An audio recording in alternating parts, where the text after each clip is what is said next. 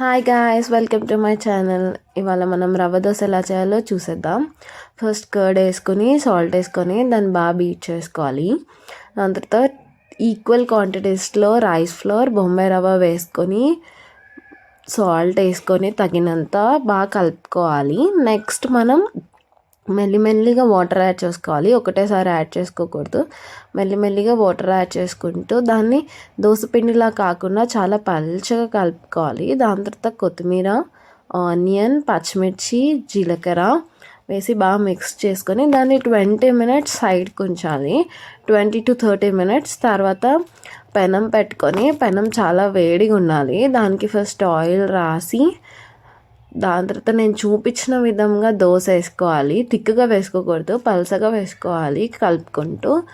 Next oil దాని చుట్టూరా వేసుకొని మధ్య మధ్యలో హోల్స్లో కూడా వేసుకుంటే 2-3 minutes తర్వాత దోశ బాగా కాలిపోతుంది.